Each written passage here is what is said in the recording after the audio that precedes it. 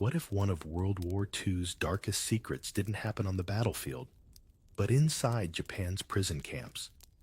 Among the captives were young Dutch boys, taken from their families in the Dutch East Indies, locked behind barbed wire, and forced into routines that stripped away their names, their childhood, and their humanity. Some were beaten, others were disciplined in ways that still haunt the survivors' memories. For decades, almost no one spoke of it. The story remained buried until the survivors finally broke their silence. Drop the time you're watching this in the comments, morning, midnight, it doesn't matter. And if you want more history, the world tried to erase, subscribe no pressure, but the next chapter goes even deeper. You wake up one morning and the world just feels wrong. The air's too still, the grown-ups too quiet, like everyone's holding their breath at the same time. Somewhere far off, you hear a sound deep steady like thunder that doesn't end. It's not thunder, it's planes. You're just a Dutch boy in the East Indies, maybe 12, maybe 13. You've never even been on an airplane, but now there are dozens of them flying so low you can see the red circles painted on their wings. People are running, shouting names, dragging suitcases that keep spilling open. You don't really understand what's happening, just that it's bad, and it's happening fast. The Japanese army rolls in before lunch. 1 minute you're watching palm trees sway in the heat. The next, soldiers in strange uniforms are shouting orders you don't understand. The men in your neighborhood, shopkeepers, teachers, even your dad try to stand tall, but they're quickly pushed aside. Someone slaps a man who speaks out. Someone else cries. And just like that, everything that felt normal yesterday disappears. Your father used to say things like, "The Dutch always take care of their own," but now he's gone taken somewhere for questioning. Your mother tries to keep you calm, but you can see the fear behind her eyes. One morning, soldiers come to your door. They point, shout, grab. You barely have time to throw some clothes into a small bag.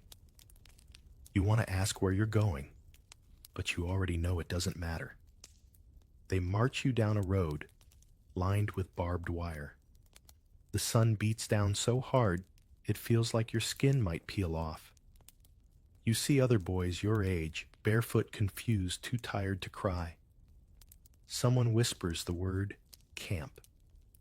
You think maybe it's like the ones you read about in school, tense fire songs. But this camp has no songs. When you walk through the gate, everything smells like smoke and sweat. The guards yell numbers, not names. You realize nobody here calls you you anymore. You're just a body that has to line up, move, sit, work. One of the older boys tells you not to look the guards in the eye, not to talk unless you're spoken to. You nod, even though you don't understand why. At night, you lie on a thin mat that smells like mold. There are so many people packed into one hut that you can't even stretch your legs. Mosquitoes buzz in your ears. Someone snores. Someone else whispers a prayer. You close your eyes and pretend you're home again. Pretend you can still hear your mother humming while she washes clothes. But the sound that fills your head isn't her voice anymore. It's the steady crunch of boots on dirt coming closer. Days start to blend together. Morning roll call, punishments, chores, the endless heat. You start counting time by meals, except sometimes there's no meal at all. The guards laugh when you ask for more. You learn to eat slow, to save every grain of rice, like it's gold. Sometimes in the middle of the night, you wake up and forget where you are. For a second, you think you're back in your own bed. Then you feel the rough bamboo floor, and the itch of your dirty clothes, and you remember, you're not home. You don't even know if you have one anymore. And as strange as it sounds, the scariest part isn't the shouting or the punishments, it's how fast you start to get used to it.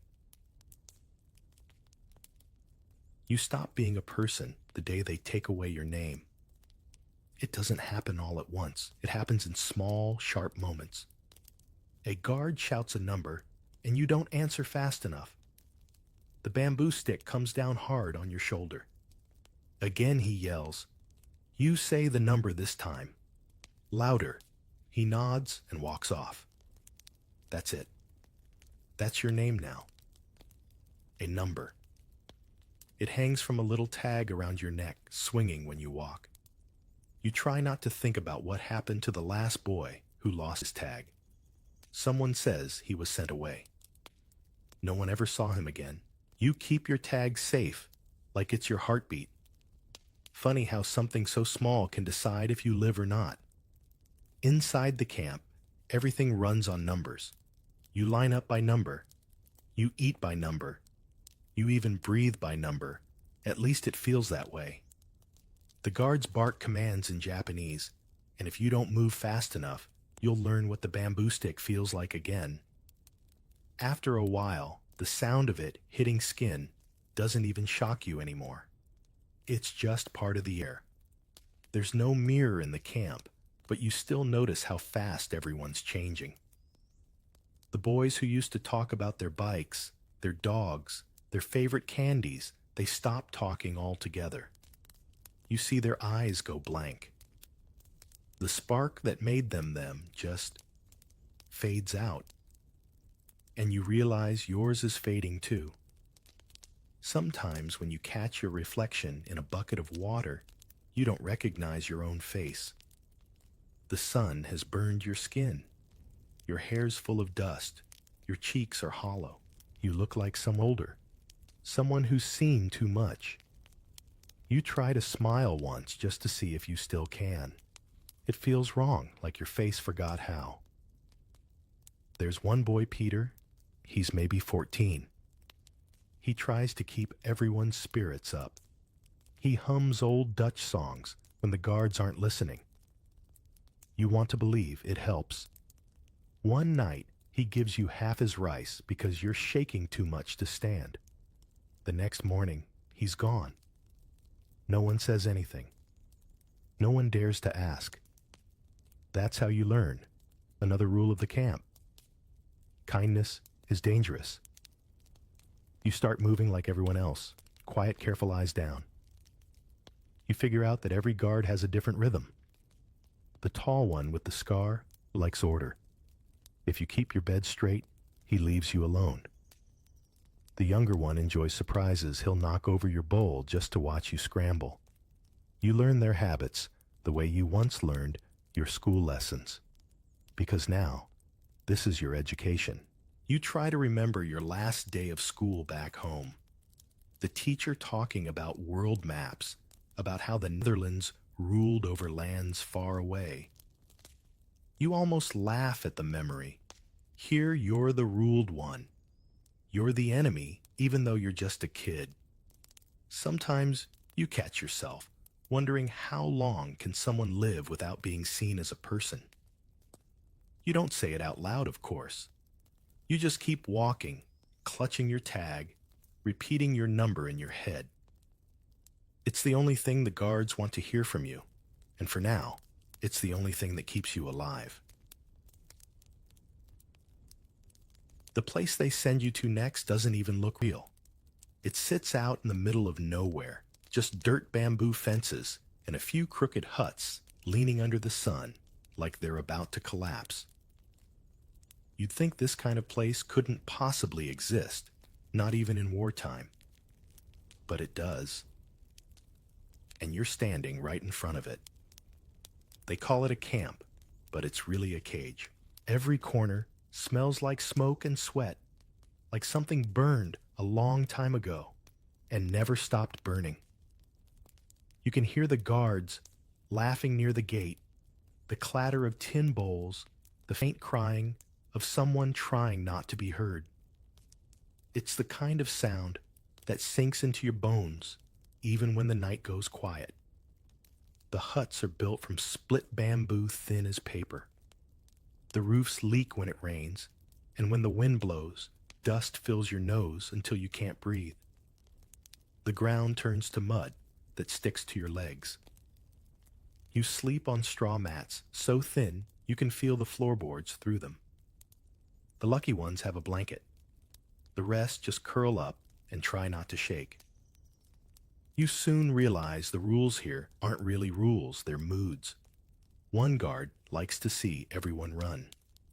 Another likes to make you stand still for hours in the sun. They change their minds like the weather, and somehow you're always wrong. You learn to read their faces the way sailors read the sky. One wrong look, and the storm hits. Once a boy from another hut trips during roll call, just slips on the mud. The guard doesn't care why. He makes everyone stand in the heat for half the day while the boy kneels in the dirt. By the time it's over, the boy can't move his legs. You want to help, but you know better. In this place, helping can get you punished too. You start to notice how small your worlds become. The fence, the huts, the path to the latrine, that's it. That's your entire universe now. Beyond the bamboo, you can see palm trees swaying and birds gliding in the distance, like another life is still happening out there. You catch yourself wondering if the war forgot about you, or if it remembers you too well. Sometimes, you think about the stories your father used to tell, about explorers, sailors, and brave men who faced the unknown. You used to think you'd be one of them someday, but standing here barefoot in the dirt, you realize courage doesn't look like what you imagine. It doesn't shout or fight. Sometimes it just stands still, stays quiet, and waits for the shouting to stop. You and the other boys start inventing small ways to stay sane. Someone draws shapes in the dirt with a stick. Another hums a tune he barely remembers. You talk about food, about home, about things that don't exist anymore. It's not much, but it's something to hold on to. Because in a place like this, imagination is the last thing they haven't taken. And when night falls, you stare up through the gaps in the roof, watching stars flicker between the bamboo. They look close enough to touch, and for a second, you almost forget the fences. Almost. You think you've seen the worst already, until you see what they do to the boys. That's the hook of this place, isn't it? Every time you think it can't get crueler, it finds a new way to prove you wrong. At first, it's small things. They shave your head, take your shoes, and call it discipline. Then come the work details, hauling buckets of water, carrying bamboo poles taller than you, digging trenches that seem to lead nowhere. The guards call it training. You call it what it is, survival by obedience. But there's a moment that changes everything. One morning, the commander decides that the younger boys aren't working hard enough. So he lines everyone up in the yard and makes a show of it. He calls it a lesson. You can feel the heat rising off the ground as he paces back and forth, explaining in broken English how laziness is the enemy. Then he points to a boy named John, small, quiet, barely 13. John doesn't understand what's happening until the guard yells at him to step forward. He freezes. Just for a second. But it's long enough. The guard grabs him by the collar, drags him to the front, and starts shouting in Japanese. Nobody moves. You can't. You just stand there watching as they make an example out of him. Afterward, no one talks about it. Not out loud. But you can see it in everyone's eyes, that look that says, we're not children anymore. It's the moment innocence burns out for good. From then on, you stop thinking in days. You think in tasks. If I can finish this bucket run without slipping, if I can make it through the next roll call without coughing, that's how you measure time now. Not by sunrise or sunset, but by how many small humiliations you can survive before collapsing. There's a rumor that the guards get bored easily, that the punishments are less about rules and more about entertainment. Some boys are forced to hold heavy buckets over their heads until their arms go numb. Others have to crawl across gravel for dropping a bowl. You learn that dignity is a luxury you can't afford here. Sometimes you catch yourself wondering what the guards see when they look at you. Do they see an enemy, a nuisance, or just something to break for sport? You want to hate them, but after a while, hate feels too heavy to carry. What you feel instead is emptiness, quiet, blank, almost peaceful in a strange way, like your mind is trying to protect you by shutting the lights off inside. One evening, a storm hits. Rain pounds on the roofs like gunfire. You're soaked, but for once, the guards stay inside their huts, yelling less than usual. You and a few boys huddle together, whispering nonsense, anything to sound alive. Someone starts humming again softly like an echo of home. You close your eyes and imagine your mother's voice mixing with the rain. And that's when you realize something new. The worst part of this place isn't the pain. It's how fast you start to forget the sound of love. After a while, you start to notice things, the little patterns that decide whether you make it through the day or not. The guards don't just shout for no reason. There's a rhythm to it, like a dark kind of music. One tone means move faster, another means don't even look up. You learn these sounds by instinct. It's like developing a sixth sense made out of fear. You can tell which guard is coming just from the sound of his footsteps. The tall one with the scar drags his right boot slightly. The younger one taps the ground like he's keeping time with an invisible drum. You memorize every sound, every breath, because one wrong move could ruin your entire day. It's strange how fear becomes a language of its own. You don't need to know Japanese anymore. You just need to know when to freeze, when to stay small, when to disappear into the crowd. The older boys call it reading the weather.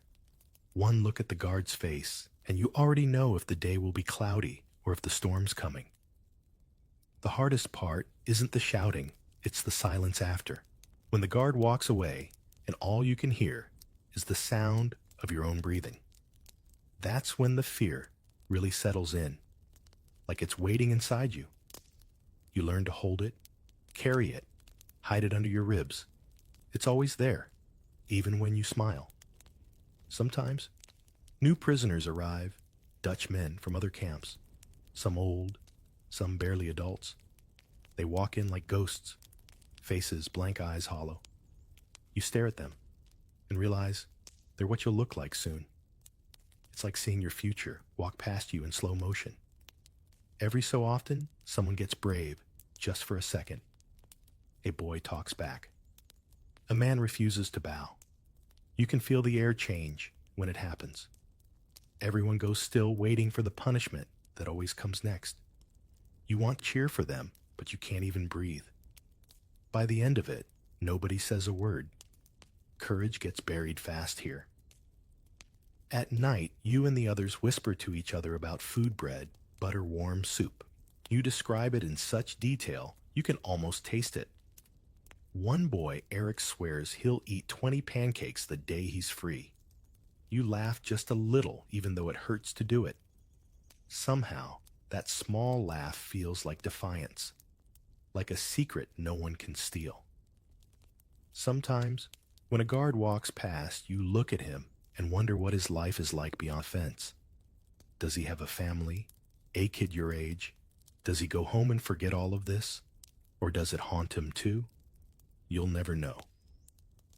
But the thought keeps you human somehow. There's a night when you wake up suddenly heart pounding. You don't know why, until you realize what's missing. The usual shouting, the boots, the barking orders. For the first time in months, the camp is completely still. The silence is so heavy, it almost feels kind. You lie there listening to the quiet, afraid to move in case it breaks.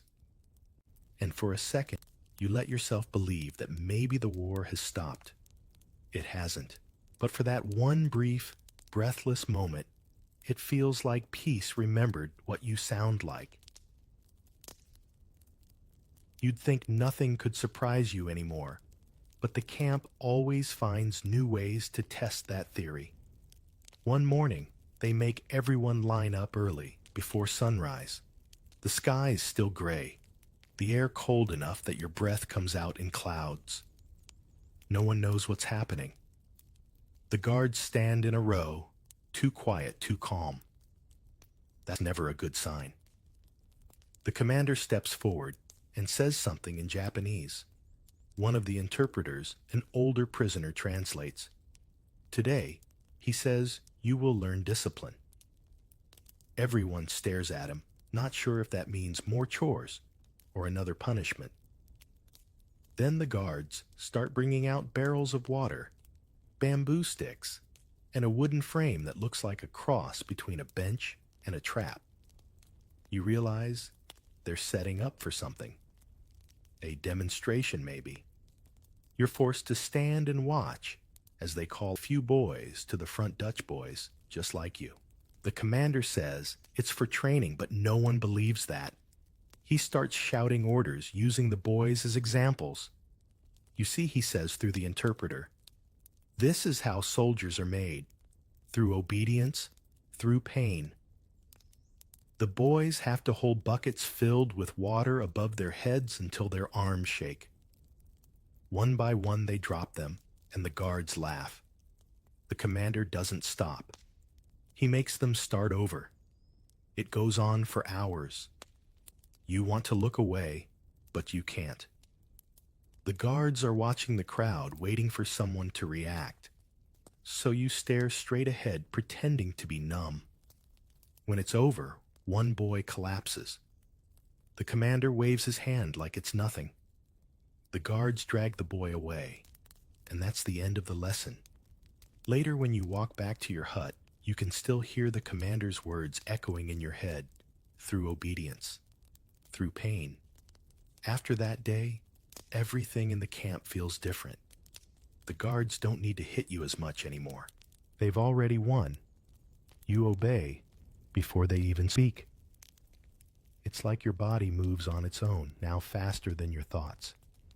You're scared of how natural it feels. One of the older prisoners, a man who used to be a teacher, whispers something to you one night. They're not just punishing us, he says. They're studying us. They want to see how much the human spirit can take before it breaks. You don't know if that's true, but it sounds right. It would explain the strange routines, the sudden drills, the way the guards watch you, not with anger, but curiosity. The next week, the commander calls it education. He has the boys march in circles under the sun for hours, chanting Japanese words none of you understand. Discipline, the interpreter says again. Endurance. You almost laugh at how absurd it sounds, like they're pretending this horror is some kind of moral lesson. And yet you notice something strange in yourself. You've learned how to endure, how to keep breathing when your lungs ache, how to stand perfectly still when your legs burn. You're not proud of it, but it's survival. And survival here feels like rebellion. Later that night, lying awake, you think about that word, discipline. Back home, it meant finishing your homework, keeping your room clean. Here, it means learning to disappear inside yourself, just enough to stay alive. And somehow, that quiet skill, The ability to endure without being seen becomes your only superpower. Somewhere along the line, fear stops being the only thing that fills the air. Something else sneaks in, something small, quiet, and almost impossible to notice at first. Hope. Not the loud kind that shouts about freedom, but the whispering kind that hides in corners and survives in secrets. It starts with a piece of paper. Just a torn scrap, really part of an old newspaper someone found near the trash pit. There's Dutch writing on it, faded and smudged. One of the older boys. Hendrik stares at it for a long time, then smiles in a way you haven't seen in months. That night, when the guards are asleep, he gathers a few of you near the back of the hut and whispers, "We're starting a school." At first, everyone laughs. A school in a place like this? But he's serious. He starts by teaching a few words, some math problems. He remembers a poem his mother used to recite. You take turns repeating lines until they stick in your head. It's nothing fancy, no books, no pencils, just memory. But for the first time in forever, your mind feels awake again. Soon, more boys join in. Someone scratches letters into the dirt with a stick. Someone else keeps watch by the door, ready to whisper guard if footsteps come too close. You call it the Bamboo School. It's not just about learning. It's about remembering that you still exist beyond your number tag. Hendrik makes you memorize lines from Dutch poems. He says words are like seeds. Even in bad soil, some will grow. You don't really get what he means until one night he recites a verse so softly that it feels like a prayer. Even in darkness, there's still the sound of wings. No one speaks after that. You all just sit there breathing in the silence, like it's oxygen. The next day, everything feels a little different. The guards still shout, the sun still burns, but somewhere deep inside you're carrying those words with you. They don't change your hunger or your pain, but they give it shape, meaning. Sometimes you and a few others whisper Dutch words during work, simple things like bread, home see. Just hearing your own language feels like a tiny rebellion. The guards think you're mumbling nonsense. You know better. It's memory disguised as survival. One night, Hendrik doesn't show up. You wait listening for his footsteps, but he never comes. The next morning, the guards are dragging something through the yard. You don't ask questions, you already know.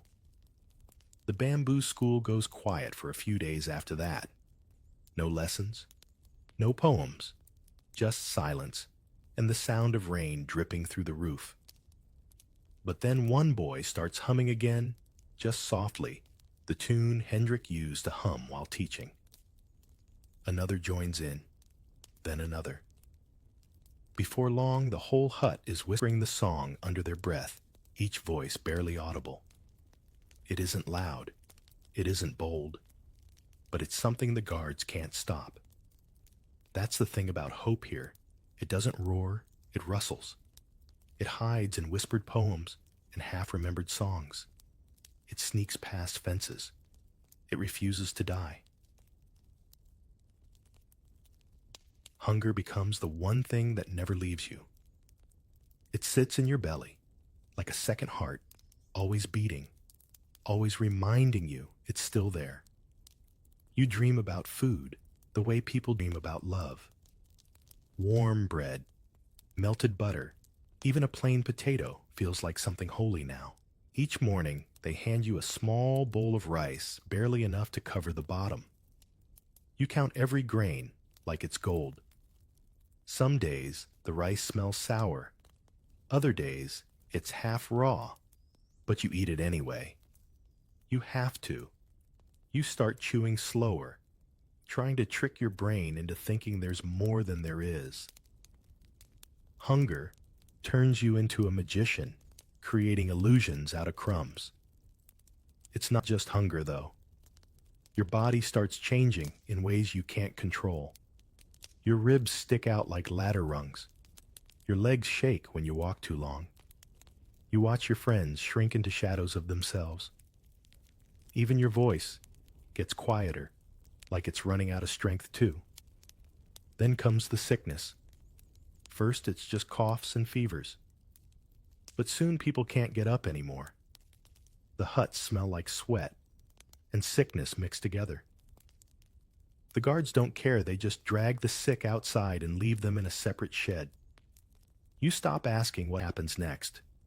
You already know. Sometimes you wake up and realize the person lying next to you isn't breathing.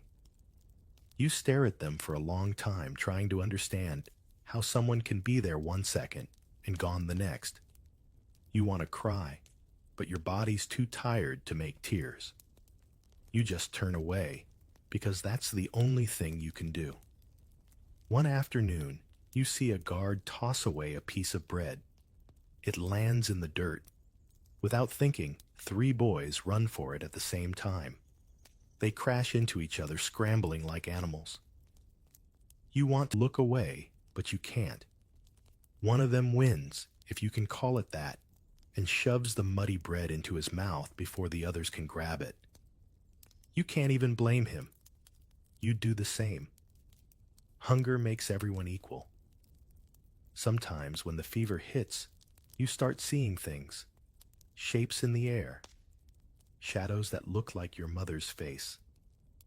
Once you swear, you hear her voice calling your name. You whisper back, but it's just the wind through the cracks in the bamboo. In moments like that, you realize the real enemy here isn't Japan. It's not even the guards. It's hunger itself, the kind that eats from the inside, that gnaws at your strength, your thoughts, your will to keep breathing. But somehow, you do keep breathing. Every morning you open your eyes and think, just one more day. You say it over and over like a prayer. Sometimes it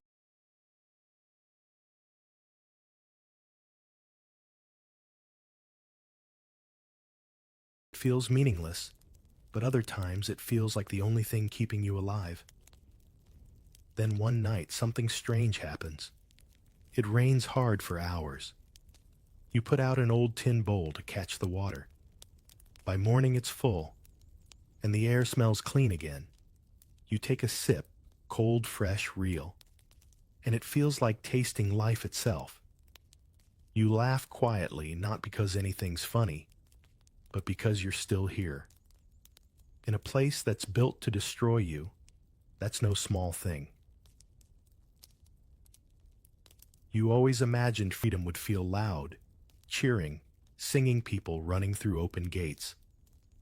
But when it finally comes, it's quiet. So quiet it doesn't even feel real. One morning, you wake up to find the guards gone. No shouting, no roll call, no orders. The gate stands open, swinging gently in the breeze. For a long time, nobody moves. Everyone's afraid it's a trick. Then slowly, one man steps forward, then another. Then everyone starts walking out of the huts, out of the yard, out of the nightmare that stole years from your life. The sunlight outside hits you like a wall. It's too bright, too clean, almost painful, after so many months under bamboo roofs. The air smells like the sea again. You stand there blinking, trying to remember what it felt like to breathe without fear. You'd think that would be the end of it. That the moment the gate opened, everything inside, you would switch back on. But it doesn't. You're free, yes, but you don't feel like the boy who walked in. You left him somewhere behind those fences, and what's left is someone quieter, smaller, older. The soldiers who find you wear different uniforms. They give you food, real food, and you almost cry when you taste it. Bread-warm soup water that doesn't smell like rust. But your stomach isn't used to eating anymore. The first few bites make you sick. You hold the bowl anyway, refusing to let go. because it feels like holding proof that you're still alive. They move you to a recovery camp, a safer one this time, run by people who speak gently and don't carry bamboo sticks. You sleep in clean beds. There are doctors, nurses, volunteers. Some of them smile at you like they mean it.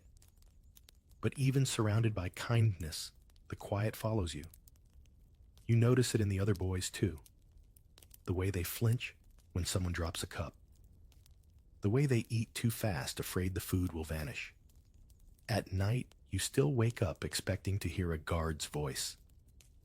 Your body's free, but your mind doesn't believe it yet.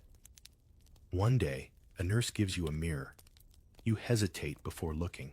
When you finally do, you barely recognize a face, staring back, thin, sunburned eyes, too old for the rest of you. You touch your cheek like you're meeting yourself for the first time. They tell you the war is over. Japan surrendered. The world is moving on. You nod, but you don't know what moving on means anymore.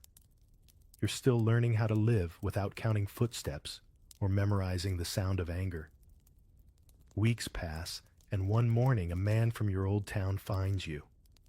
He's looking for survivors. He says he knew your family. You ask about your father, your mother. He looks away. You already know the answer. Later that night, sitting by the window, you watch the sunset over the same land that held you prisoner.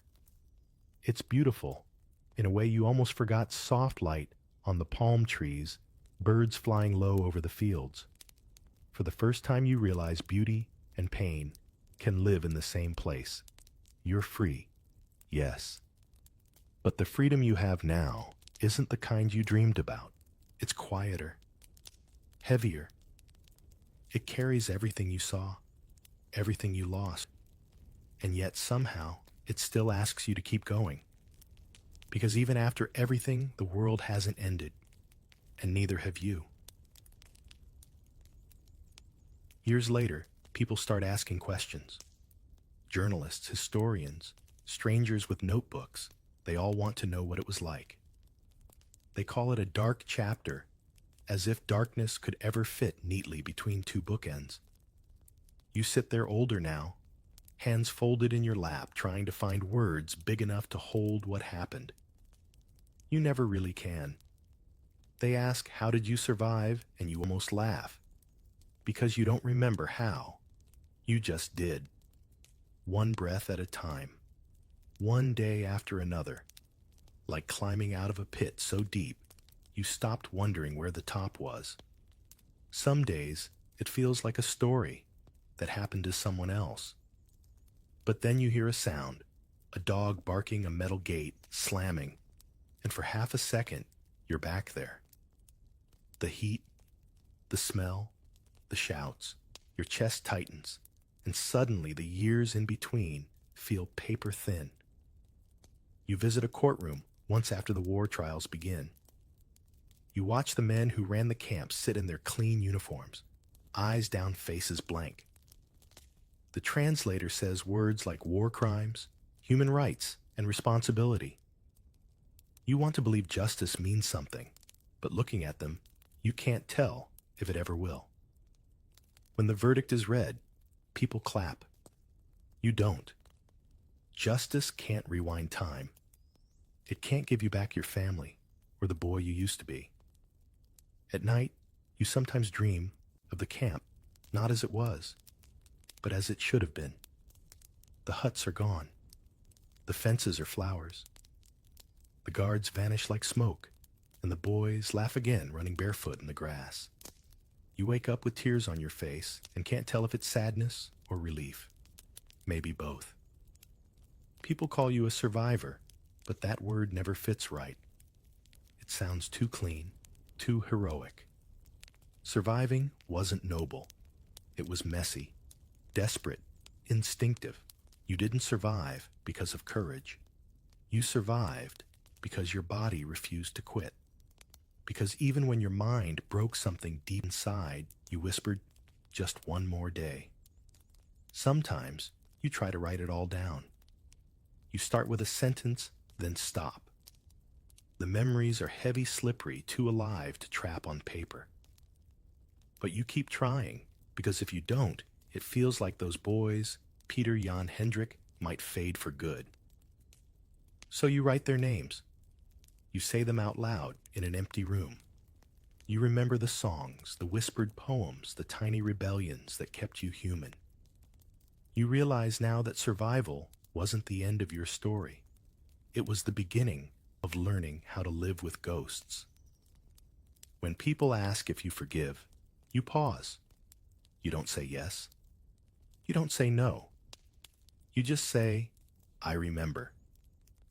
Because remembering is the only kind of justice that lasts. And when you walk past a playground, hearing children laugh under a bright sky, you stop for a moment and smile.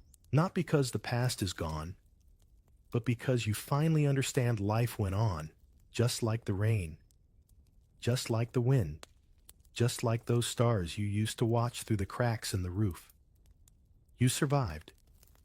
You carried the story. You made sure the world could never say we didn't know. They were just boys, innocent, forgotten, forced to survive a war that turned children into numbers. Their pain was buried, their stories nearly erased. But behind every silence, history whispers. And now, as we leave the Dutch boys' camps behind, another horror waits in the shadows. The comfort women of WWII, the dark truth. Japan tried to erase. You know that eerie calm right before a storm hits. The air goes still, dogs stop barking, and somewhere deep inside, you just feel something's about to change. That's what Japan felt like in the 1930s, except the storm wasn't made of rain. It was made of ambition. You walk through Tokyo's narrow alleys, past paper lanterns swaying in the night breeze, and you can almost hear the hum of the rising empire. Factories never sleep. Newspapers praise the emperor like a pop idol, and every classroom drills loyalty into the next generation with the same rhythm as a military march. The government tells people Japan is running out of space, that the empire needs living room, like a family claiming the neighbor's garden because theirs got too small. And when people believe that war stops feeling like violence, it starts feeling like duty. You overhear young men at tea houses bragging about joining the army, their mothers wiping tears with proud smiles, and even schoolgirls dream about soldiers the way people today dream about celebrities. Nobody dares to question the direction of the wind. After all, when the emperor's picture hangs in every home, you don't argue with the wallpaper. Behind closed doors, Japan's leaders, Tojo Konoe, and a circle of generals plan their expansion, like a corporation mapping out new markets. They talk about Korea, Manchuria, China, the Philippines. Each one a territory of opportunity. But expansion isn't just about soldiers or resources. It's about control over bodies, over minds, over stories. They know that if men are to fight endlessly, they must be kept obedient, comfortable, and yes, satisfied. That's where the first whispers begin. Plans to establish comfort facilities to maintain morale. You pass a row of printing houses where new propaganda posters roll off the presses, a soldier smiling under a cherry blossom tree, his rifle gleaming. The caption reads, "For the Emperor's honor." It's polished, poetic, and entirely hollow. On the streets, people hum marching songs that sound like lullabies. Even laughter feels rehearsed. Everything is becoming part of the same theater, and nobody notices how the stage lights start to burn. Walk a bit further, and you'll notice something odd. Police keep a closer eye on foreigners, especially Koreans and Chinese. Newspapers begin avoiding uncomfortable topics. A journalist who once wrote about poverty suddenly vanishes. His desk cleared his byline gone. Censorship once quiet, now walks with heavy boots. You can't say what you see anymore. You can only repeat what you're told. In small seaside towns, military recruiters start showing up at schools promising adventure to boys and opportunity to girls. The language is vague, deliberately so. Serve the nation, they say, and you'll bring honor to your family. It sounds noble, but behind the slogans, something darker brews a machinery of deception that will soon stretch across Asia. Even the streets themselves begin to change. Where there were shrines and markets now, there are military supply depots. Train whistles echo like warnings. Soldiers in pressed uniforms march by their boots, synchronized like ticking clocks. The country's awake, but it's not the kind of awakening you'd want to witness. You might compare it to a modern workplace that calls itself a family while quietly working everyone to exhaustion. The same mix of pride and quiet fear. You step into a small noodle shop near Yokohama. The owner keeps glancing toward the radio volume low, as if the airwaves themselves could report him. The newsreader's voice is calm. Japan will bring peace to Asia. That word peace gets thrown around a lot these days. It's amazing how often people use peace to justify the opposite. Everywhere you look, there's a sense of movement, of something inevitable, as if Japan is a train no one can stop. You hear talk of the Greater East Asia co-prosperity sphere, a polite way of saying empire. It's dressed in words like harmony, destiny, brotherhood, yet the unspoken truth is conquest. And in the midst of this growing storm, women vanish into footnotes. They aren't the generals or politicians, so they're invisible in the story's opening act. But that's the trick.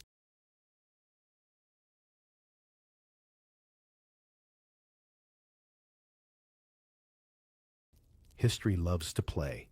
It hides its darkest chapters behind its loudest applause.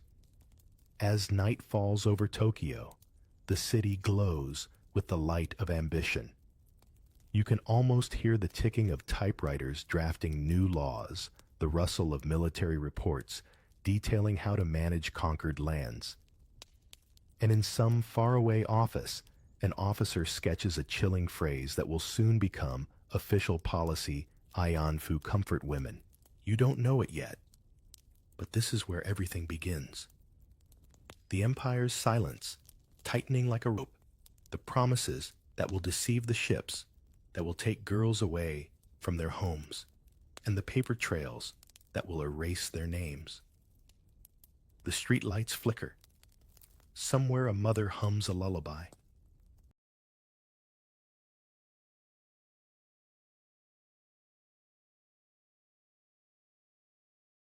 And you realize, before the empire enslaved other nations, it first enslaved its own silence. You wake up the next morning in a humid dawn somewhere along the Korean peninsula, 1939. The roosters crow, like they're trying to protest the empire themselves, but no one listens.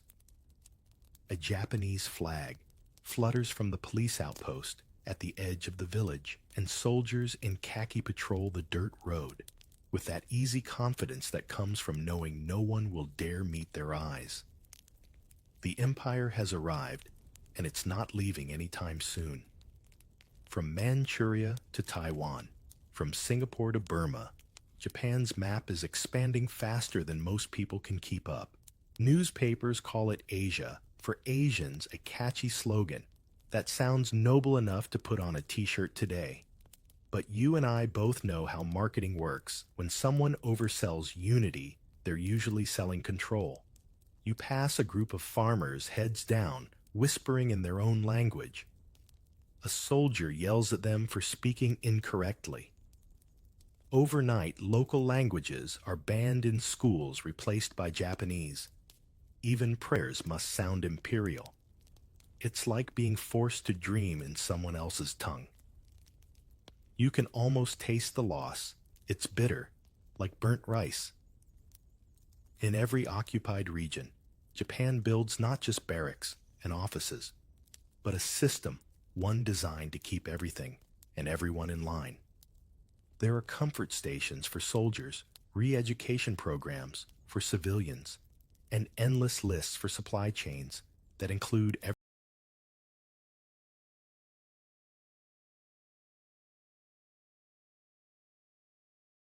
everything from rifles to soap to women.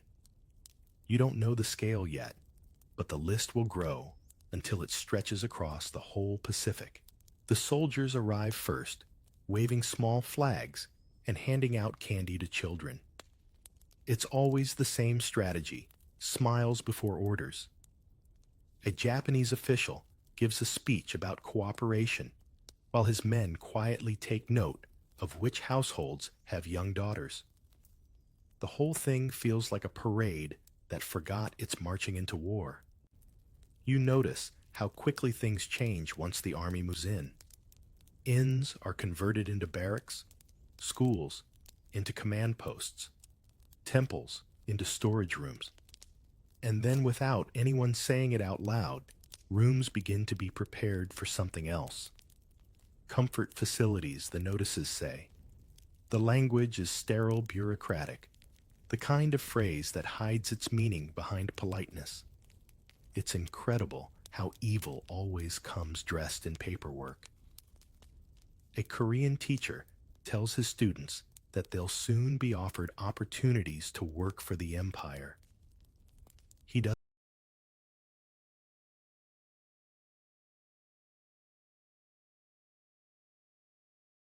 doesn't believe it himself, but saying otherwise could get him arrested. The girls giggle, half flattered, half confused. Who wouldn't want a stable job in a time of war? The empire is clever that way. It doesn't conquer by sword alone. It conquers by script, by contract, by promise. Meanwhile, the Japanese soldiers themselves are drowning in exhaustion, hunger, and heat. They're told they're heroes, but their eyes say otherwise. Disease spreads fast, morale drops, and the commanders panic. So someone suggests creating a system of controlled comfort. Fewer assaults on civilians, less disease, more discipline. It sounds neat, organized, like a solution on paper. Except the solution is human. You imagine the first recruiters stepping off a train in Seoul or Nanjing, civilian clothes, polite smiles forge documents. They blend in like traveling salesmen. They approach families, promise jobs for daughters, factory work, sewing, nursing, restaurant service. The wages sound generous. The contracts look official. The mothers, worried about hunger and bombings, think it might be a chance for their daughters to survive. In truth, they're signing them into disappearance. By 1940, these recruiters are everywhere, from the Philippines to Indonesia, even in remote mountain villages. They work fast, collecting hundreds, then thousands of young women. Some are tricked, some coerced, others outright taken by force. But all roads lead to the same system, built, funded, and defended by the Imperial Japanese Army. If you've ever walked through a busy market and lost sight of someone in the crowd, you know that sudden jolt of panic.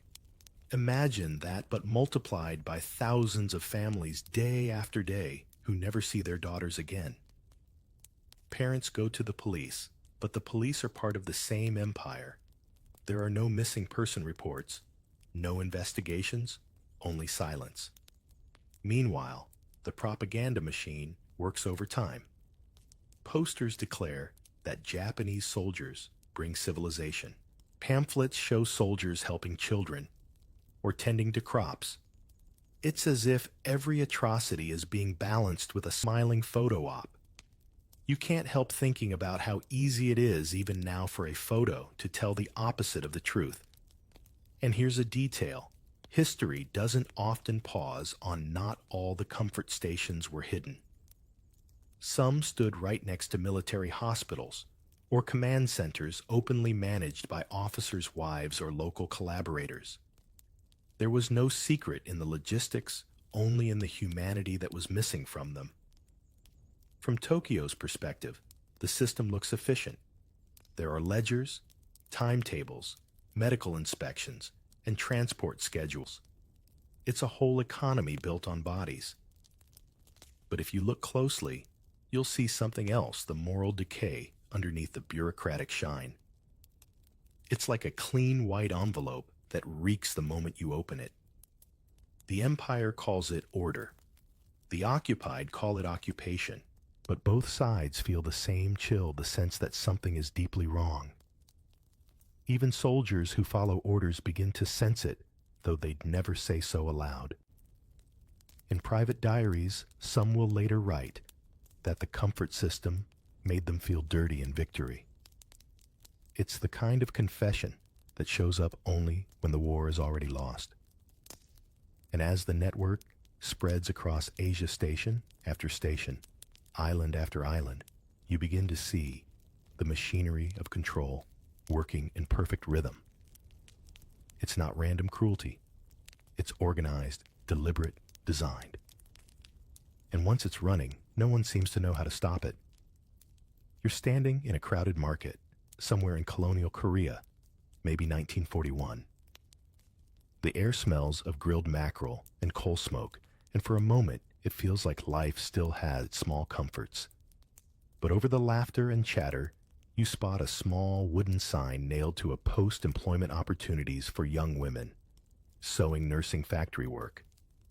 Apply within. A promise written in neat Japanese characters painted just clean enough to look official. A group of girls gathers around it, giggling nervously, their hair tied neatly with ribbons, their shoes polished for the occasion. Most of them are barely out of school. Some whisper to each other that it might be a way to see the world. After all, the empire says it needs skilled workers, modern women, to help build a new Asia. Even the village headman nods approvingly. It all sounds so patriotic, so safe, so ordinary. Then come the recruiters. They're smooth, polite, and oddly convincing, part businessman, part savior. One introduces himself as Mr. Tanaka, claiming to represent a textile company in Japan. He carries neat papers stamped with red seals, and when he smiles, parents relax. Your daughters will be fed, housed, and paid, he says. They'll help the empire, and you'll receive monthly stipends. In a time when rice is scarce and fear is constant, it sounds like a miracle. Some girls even feel proud. Finally, a chance to earn money, maybe send some home, maybe escape their small villages. You can almost hear their laughter as they pack their few belongings: a comb, a family photo, a little pouch of rice for luck. Mothers fuss over them, telling them to behave, to write letters. Fathers stay silent, but their eyes glisten as the truck pulls away. But you and I both know how stories like this go. Once the engine starts, the world those girls knew disappears behind a curtain of dust. The recruiter's smile fades, and the further the truck rolls, the less the promises hold. At first, everything still feels vaguely legitimate. The girls are taken to a port, maybe in Busan or Shanghai, where they join others, hundreds, then thousands lined up with luggage and ID cards.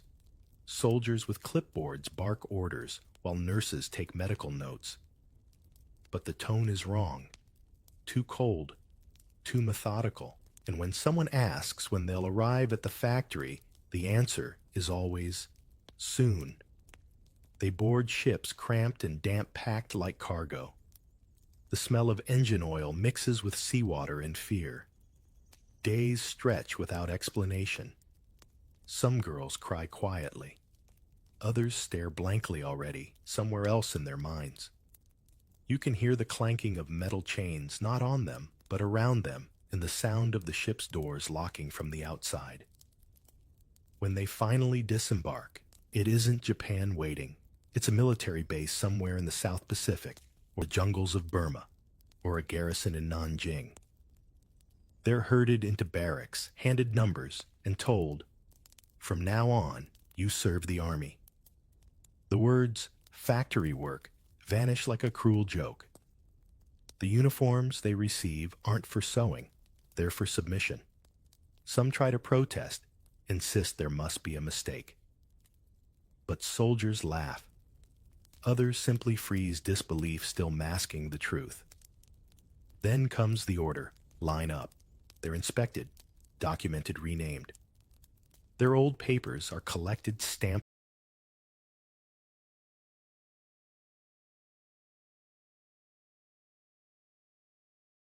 invalid. The recruiters disappear into the night, their job done. The Empire doesn't need their faces anymore, only the numbers they delivered. Back home, months pass, then years. Families wait for letters that never come. A few go to local officials, but the officials shrug. She must be working, they say. Be patient. In some villages, rumors start whispers that the girls were taken by the army, that they serve soldiers now. But no one dares speak, too loud. In occupied Korea, even grief must be polite. You might think such deception would collapse under its own weight, but it doesn't. The Empire keeps everything carefully managed.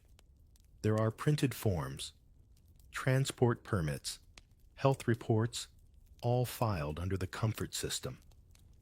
To outsiders, it looks legal.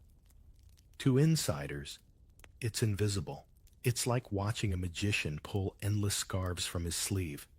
You know it's a trick, but the audience applauds anyway. Here's a tragic irony. Some of the earliest testimonies after the war came not from the victims, but from Japanese doctors and soldiers. They admitted to inspecting women for sanitary purposes, to maintaining logs, to receiving orders from headquarters about quotas. Even in confession, they spoke like accountants. Numbers, not names. Schedules, not souls. If you squint, the story almost resembles something modern, like a corporate cover-up, where everyone insists they were just following procedure. You know that tone, the one that drains the life out of responsibility. That's exactly how the machinery of the comfort system worked. Polished, efficient, deniable. Every girl aboard those ships became a missing person the moment she crossed the water. Her name erased her hometown, forgotten her family, told nothing. By the time the system reached full scale, tens of thousands had vanished: Korean, Chinese, Filipina, Indonesian, Burmese, Dutch. The Empire had found a way to turn human beings into consumable logistics. And as if that weren't cruel enough, the language surrounding it made it sound gentle. Comfort women, volunteers, helpers of the army. You can't help but notice how often history sanitizes its own crimes. Call it comfort, and suddenly it sounds almost kind. But if you could stand on the dock where those ships once sailed, if you could listen closely, maybe you'd still hear it. The faint echo of a train whistle, a mother's sob, the silence of a name being crossed off a ledger. Because history doesn't always scream. Sometimes it just stops calling your name. What if I told you the word comfort was once used to describe some of the most terrifying rooms in modern history? It's like calling a prison a wellness center. The phrase ianfu, comfort women, sounds harmless until you step inside one of those buildings and realize it was less a home and more a factory of obedience. You find yourself in a small, windowless room somewhere near a frontline base in Burma. The air is thick with disinfectant and damp heat. There's a single cot, a wash basin, and a calendar with red marks scrawled across each day. Everything is regulated, timed, recorded. Even suffering has a schedule here. Soldiers wait outside in long mechanical lines. The Empire has made sure each man knows his time slot, as if this were another military drill. An officer barks orders. A doctor scribbles notes. The system is clockwork perfection, cold, precise, and utterly dehumanizing. The women, they're barely holding on. Some are teenagers, others already fading behind glassy eyes. They clean themselves obsessively because inspections are frequent punishments harsher. They learn to smile on command, to speak softly, even when every nerve is screaming. You notice how silence becomes a kind of armor here. It's the only thing that can't be confiscated. Each comfort station has its own hierarchy. The Japanese soldiers are customers. The officers' wives sometimes act as managers, and local collaborators handle supplies. Some of these collaborators are women themselves caught between survival and complicity. They distribute rations, keep records, and pretend not to hear the crying behind the doors. It's an ecosystem built on denial. You walk through the corridor and glimpse a logbook open on a desk. The handwriting is elegant, neat, almost artistic.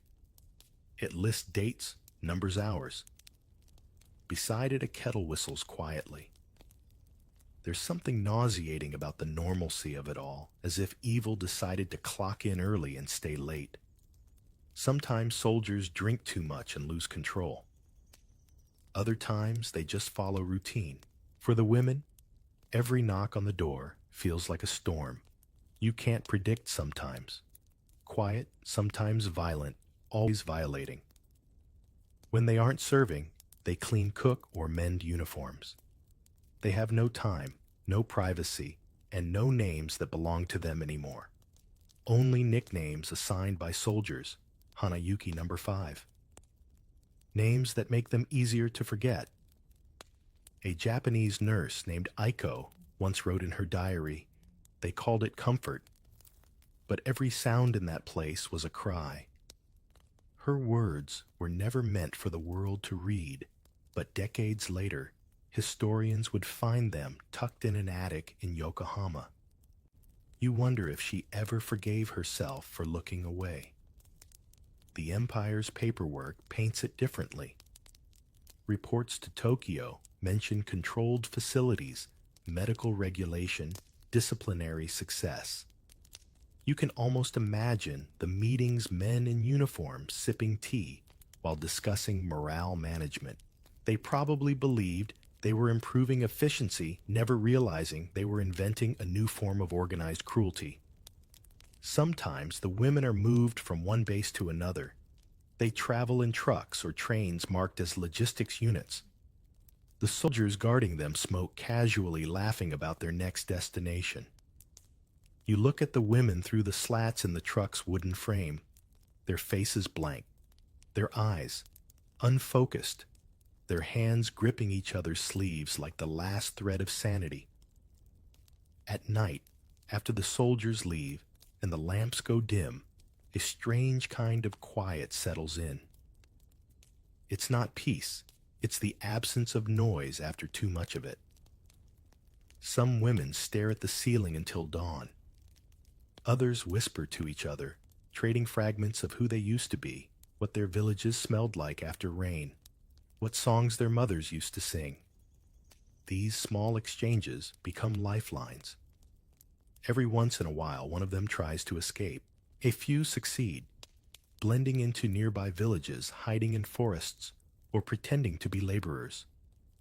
But most are caught within days. Punishments vary. Some are beaten, some locked without food, some never seen again. The rest learn to stop trying.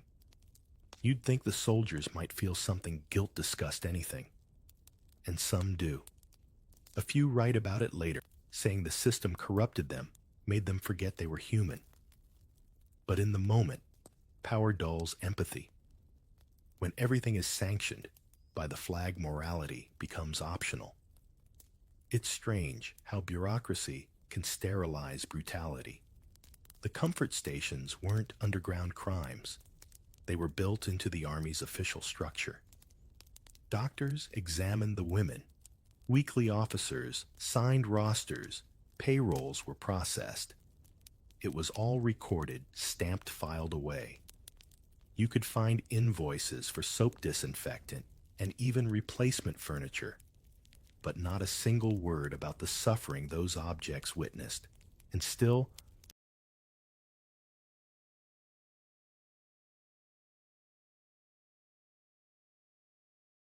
amid all this control, chaos seeps in. Disease spreads, morale cracks, soldiers lose battles, and the empire begins to overextend itself. Yet the system continues unflinching. Like a machine that doesn't care, its operators are dying. Sometimes when you close your eyes in those rooms, you can almost hear the tick of a pocket watch, a sound that might once have comforted someone. But here it's a countdown to what no one knows. The Empire has made sure the clock keeps running even if everyone inside wishes it would stop. You lose track of time in those rooms. Days, nights, and seasons blend together until the only clock left is your heartbeat. Survival becomes less about hope and more about math. How many soldiers visit? How many minutes of sleep you can steal? How many times you can pretend you're somewhere else before the next knock on the door? At first, some women try to count the days, marking tiny scratches on the wall behind their cots, but eventually they stop. The lines blur. The calendar doesn't matter, and even the concept of tomorrow starts to feel like a cruel rumor. You start to notice how each woman builds her own quiet strategy. One learns to smile automatically, not out of joy, but because it keeps her from being beaten. Another becomes obsessed with cleaning the floor, maybe because control over dirt is the only control she has left. Someone else stops speaking entirely. Silence becomes her rebellion. They all develop ways to leave without leaving. Some drift into their memories. The scent of pine needles near home, the rhythm of a lullaby, the feeling of a warm bowl of rice in their hands. It's not escape exactly. It's survival in slow motion. You might think that the human spirit collapses under such weight, but weirdly, it bends instead. The body becomes a vessel, the mind a fortress. You've probably heard the phrase mind over matter, right? Here it's not motivational, it's literal. They survive because they have no other option. There are stories of women sharing small kindnesses when they think no one's watching, hiding a spoonful of rice for someone who's sick, whispering jokes to each other in the dark, braiding each other's hair when the guards aren't looking. They trade memories like currency because it's the only thing they can still afford. One woman, historians later learn, her name was Kim Hak-sun, becomes known for quietly humming the same song every night. Nobody knows the lyrics, but everyone recognizes the melody. It's faint, fragile, and somehow defiant. Decades later, when she becomes the first former comfort woman to speak publicly in 1991, people realize that same song had been her anchor all along. Imagine holding on to a single tune for 50 years just to stay sane. Sometimes the women whisper about what they'll do when the war ends. I'll open a tea house, one says. I'll study medicine, another dreams. A third jokes that she'll never marry, because who needs men after this? For a few moments they laugh, and that laughter, small as it is, cuts through the suffocating air like sunlight sneaking under a door. But those moments don't last. Soldiers rotate in and out. The women stay. Food runs low. Disease spreads faster than rumors. The army brings in doctors to inspect the women weekly, not for their well-being, but to keep the soldiers healthy. Medical efficiency, the reports call it. You can't decide which word is colder, medical, or efficiency. In a strange way, you realize the system doesn't even see them as women anymore, just as maintenance equipment to be kept functional for the sake of the troops. They're inspected, disinfected, replaced. When one dies, another arrives. It's not tragedy anymore. It's routine. That's how horror hides best under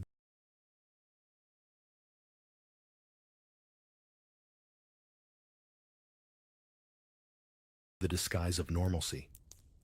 Still, amid this daily grind of despair, you start to notice a paradox.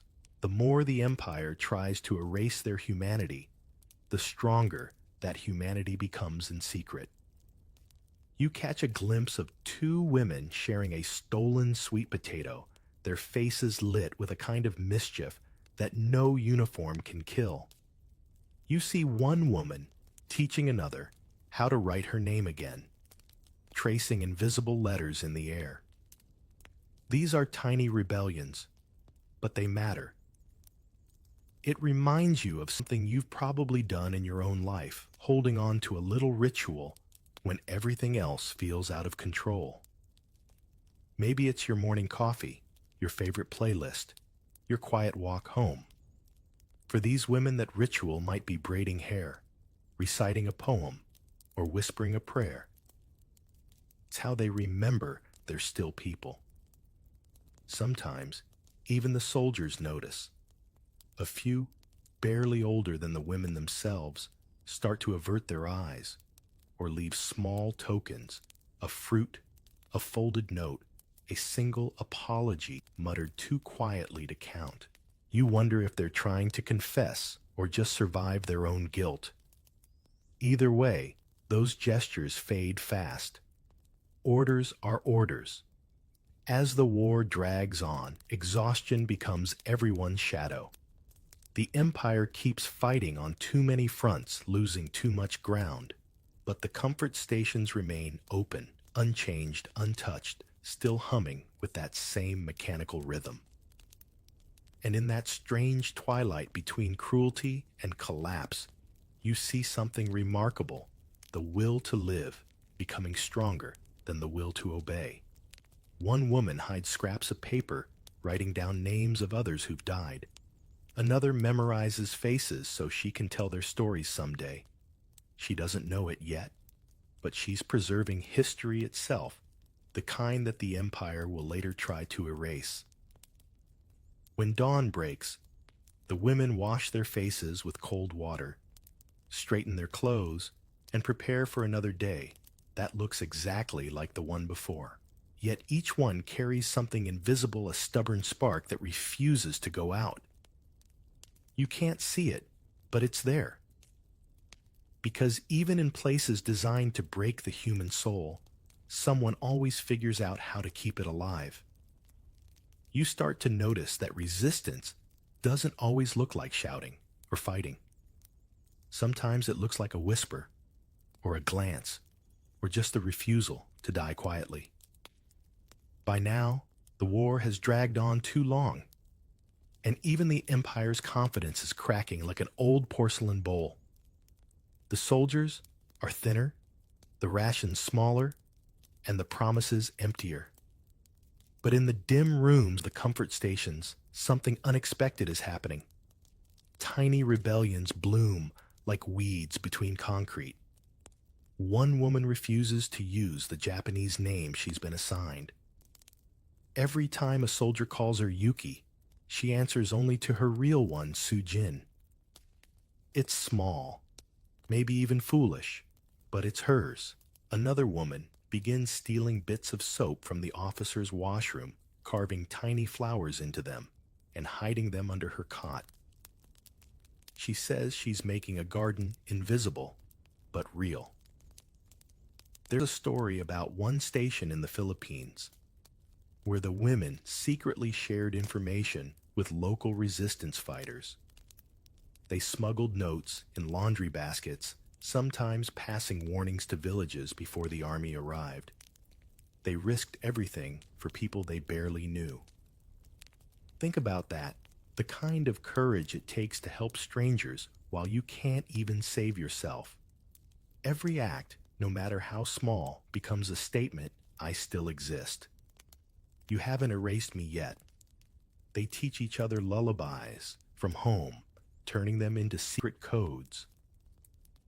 They make up stories to keep hope alive about rain after drought, about ships that will one day bring them home. They whisper them like bedtime tales, not for children, but for themselves. You watch one woman sit by the window, if you can call it that.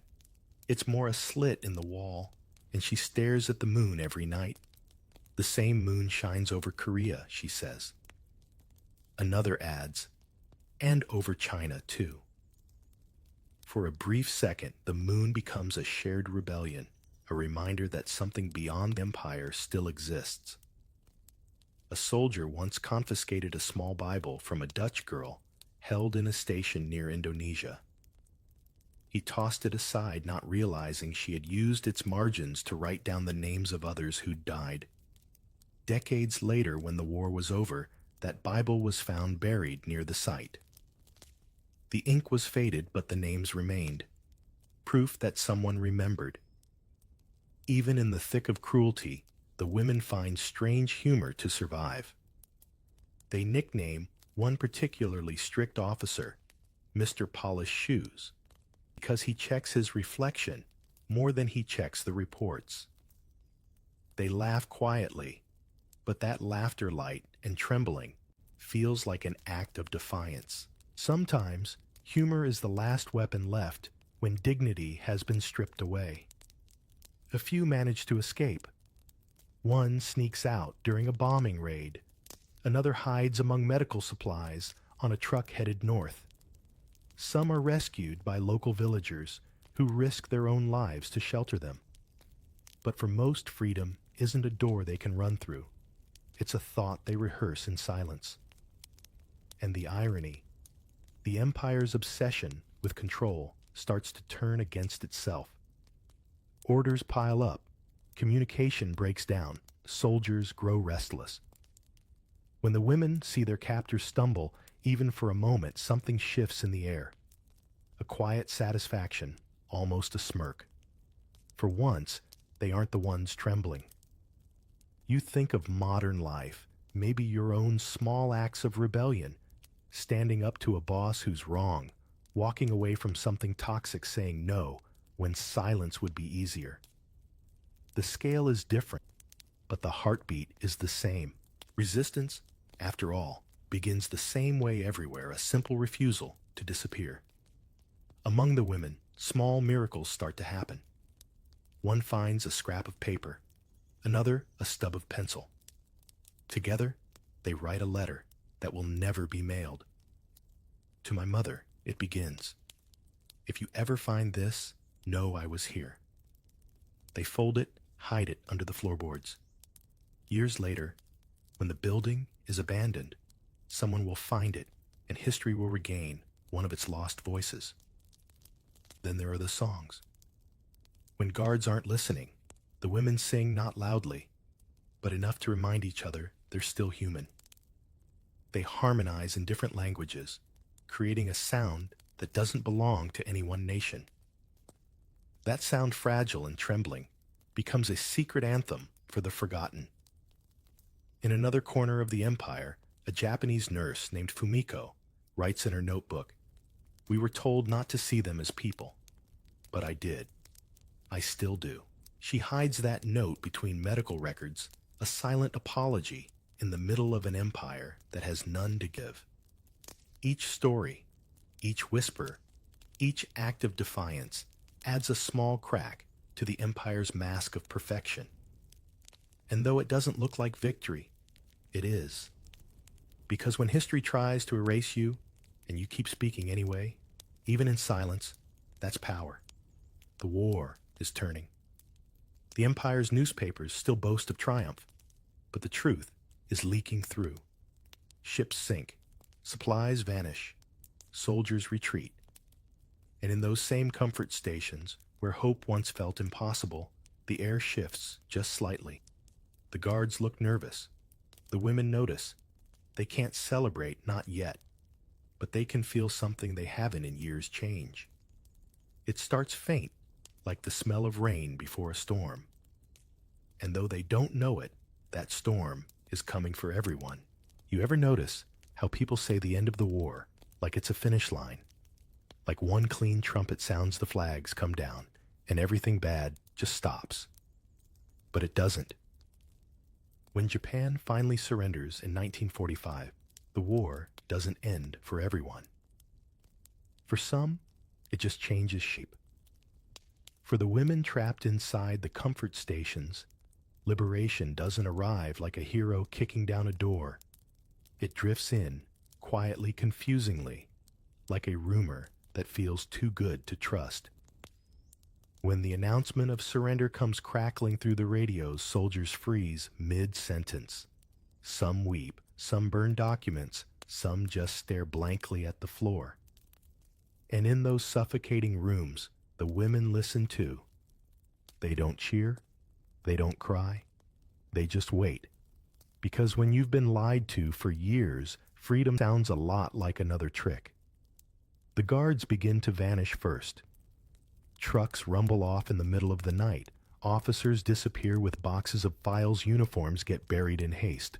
The empire that once documented everything suddenly pretends nothing ever happened. You might think silence is peace, but here, silence is evidence. When the doors are finally left unlocked, the women step out, blinking at the sunlight, like people seeing the world for the first time in years. But there's no parade waiting, no rescue teams, just the smell of gunpowder and rot, and the distant sound of soldiers retreating. Some women wander aimlessly, others collapse on the spot. They are free technically, but what does free even mean when the world you're returning to doesn't know you anymore? A few are taken in by local villagers, fed, clothed, treated with a compassion they haven't felt in forever. Others try to make their way home walking for days, begging for transport, sleeping under bridges. Along the way, they meet other survivors, each carrying the same invisible weight. They don't talk much. You don't need words when everyone's eyes tell the same story. But home isn't home anymore. Families terrified of shame sometimes turn them away. You've been with the soldiers, they whisper, as if survival itself were a crime. The women don't argue, they're too tired. Some change their names, move to cities, try to disappear. Others marry quietly, never telling their husbands the truth. And some, perhaps the bravest, speak only to be silenced again. In post-war Japan, the story of the comfort women vanishes faster than it ever appeared. The new government wants to rebuild the Allies, wants stability, and nobody wants to open the door to a room full of ghosts. Newspapers focus on economic recovery, not accountability. Textbooks skip the chapter entirely. History, it seems, has an excellent memory for victory and a terrible one for guilt. The same empire that once cataloged everything suddenly loses its files. Records are destroyed in air raids, testimonies, inconclusive responsibility, unclear. Bureaucracy becomes a magician again, making entire crimes disappear with the stroke of a pen. Meanwhile, across Asia, the survivors grow old quietly. Many never tell anyone what happened. Some become nuns, others merchants, others mothers. But the past doesn't vanish. It lingers like smoke clinging to every breath. You can imagine it, a woman sitting by her window, decades later, watching her grandchildren play, wondering if the world ever learned the truth. In South Korea, there's a phrase survivors use to say, "I came back," but not completely, because part of them never left that room, the part that knew her name, her song, her sense of safety. Healing doesn't follow the calendar. It's not like war medals or treaties. It doesn't have a date stamped on it. You'd think the victors would care. But the Allies, busy redrawing borders and writing treaties, treat the comfort system like an unfortunate wartime necessity. Justice becomes selective. The Tokyo War Crimes Tribunal, held in 1946, mentions atrocities, yes, but the comfort stations, barely a whisper. The women's stories too inconvenient for a world that wants closure. So they keep living. Some become voices for peace. Others sink into quiet survival. You might pass one on a street in Seoul or Manila in the 1950s, a woman selling vegetables, humming softly, no one realizing she once survived an empire's machinery. She doesn't tell you because she knows you wouldn't want to hear it. People like neat endings. Her story doesn't have one. But time has a strange way of demanding truth. Decades later, when Japan's economy booms and the world praises its progress, a small group of elderly women decide they're done with silence. They step forward, trembling, nervous, but unbroken. They give interviews, hold press conferences, show their faces. We were there, they say. We were real. And for the first time, the world begins to listen. One of them, Kim Hak-sun, the same woman who used to hum in the dark, becomes the first to testify publicly in 1991. She's calm, measured, almost gentle in her words, but every sentence cuts through decades of denial. I was taken, she says simply. I want an apology. It's not revenge she asks for, just acknowledgement. Her testimony shatters the dam. Other women step forward from the Philippines, China, Indonesia, Taiwan, the Netherlands. The stories are different, but the echo is the same. The world gasps not because it didn't know, but because now it can't pretend not to. You might call that courage. But if you ask them, they'd just call it exhaustion, being tired of pretending it never happened. After all, silence protects the abuser, never the abused. So, as Japan rebuilds skyscrapers and exports electronics, a different kind of reconstruction begins elsewhere, the rebuilding of memory. Survivors gather evidence, journalists dig into archives, historians connect the dots the empire hoped were erased. And through it all, those same women once erased, once unnamed, begin to write themselves back into history, not as victims, but as witnesses. And that, in its own quiet way, is a revolution. So you keep walking with them, these grandmothers who refuse to shrink, and you watch how a living whisper turns into a movement with a microphone. It begins with press conferences in cramped rooms where the tea is lukewarm and the cameras click like anxious insects. You see Kim Hak-sun's calm voice ripple outward in 1991, drawing others from Manila, Taipei, Nanjing, Jakarta, and even Dutch survivors from the former East Indies. It's not a tidal wave at first. It's a heartbeat, steady, undeniable, and suddenly public. Then come the Wednesday gatherings in Seoul.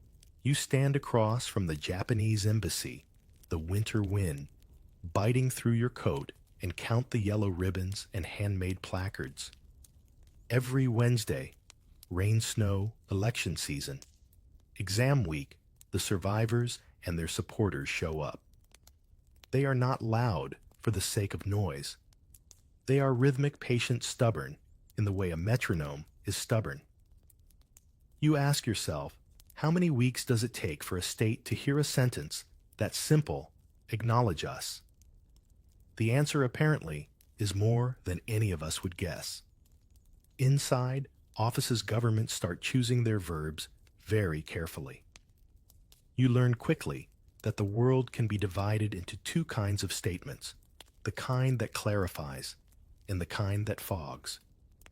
In 1993, Japan issues what becomes known as the Kono Statement words that admit military involvement in establishing and managing the system and express apologies and remorse.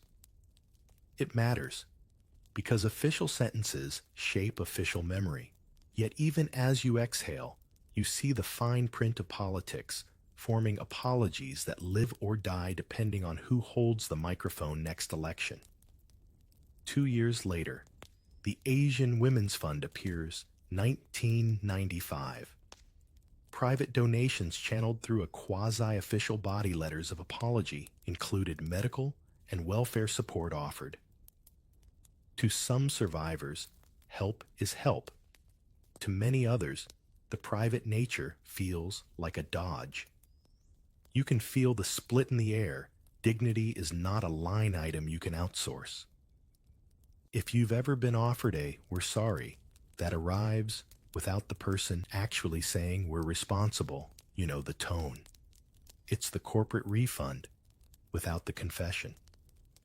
Meanwhile, the women take their stories to courtrooms.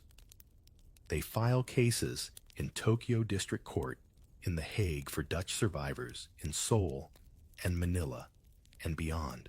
In Japan, most suits are dismissed statutes of limitation sovereign immunity, jurisdictional puzzles that feel like labyrinths designed to exhaust the very people who already spent a lifetime exhausted. You sit through a hearing and realize procedure can be its own weather system, cold, precise, and indifferent to the temperature of human pain. So they go international. In 1996, you watch a UN Special Rapporteur, Radhika Kumaraswamy, issue a report that uses the language states hate seeing beside their names, military sexual slavery crimes against humanity. In 1998,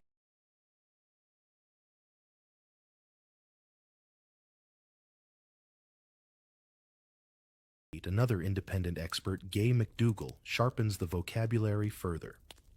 The words matter. They draw a legal frame around a story many preferred to shelve, under sad but complicated. Now it's documented and actionable. You can almost hear law librarians shifting entire shelves to make room for what the grandmothers forced into the record. Journalists and historians join in archival finds, pay ledgers, transport orders, health inspection logs. Bureaucracy, once the shield, becomes evidence. You remember the tidy handwriting in those station logbooks. Now those same strokes testify against the system they served. It's poetic in a quiet paperwork kind of way. Outside the legal arena, civil society grows louder and more deft. University teach-ins, traveling exhibits, public art projects. School clubs design brochures. Diaspora communities host screenings and panel talks. A pattern emerges where textbooks hesitate the street corner and the campus bulletin board refuse to. In the late 2000s, city councils across multiple countries debate memorials and plaques. Resolutions are passed. Some are challenged. Others become landmarks. You watch how memory learns to rent multiple apartments, one in a museum, one on a sidewalk, one in the stubborn hearts of people who refuse to pass by with eyes down. Then there's the political theater. Parliaments issue motions. You remember a particular resolution in Washington in 2007 calling for an unambiguous apology. Similar gestures echo in Europe and Asia. Diplomats smile print statements and set them gently on the table like fine china no one wants to chip. Meanwhile, survivors still travel with canes and medication, telling their stories into microphones, folding and unfolding the same grief until it fits into broadcast time. If you've ever prepped a presentation while managing pain, you understand the logistics of courage. Some breakthroughs feel promising, then wobble. The 2015 Japan ROC Agreement offers funds, and the phrasing of apology aims to call the matter final and irreversible. But memory does not obey treaties. Survivors object to being consulted. After the fact, civic groups protest, a foundation rises, and then dissolves. You realize history's most consequential signatures are the ones the public chooses to honor every year, not just the ones that make the evening news once. Amid all this, you meet individuals who turn legal language into living legacy. A scholar in Tokyo quietly tutors students using materials the textbook won't print. A teacher in Busan invites a survivor to speak to a classroom of 15-year-olds' phones go silent, and for once, no one checked the clock. A Filipino filmmaker screens a documentary under a tarpaulin as monsoon rain hammers the roof. the audience stays anyway. Memory improvises. Justice, it seems, is a composer who works with whatever instruments show up. You also notice the emotional arithmetic shifting. Early on, the women ask for recognition and apology. Later, they insist on education, teach it so it doesn't happen again. Eventually, the movement learns the cruel logistics of biology. Time runs faster than legislation.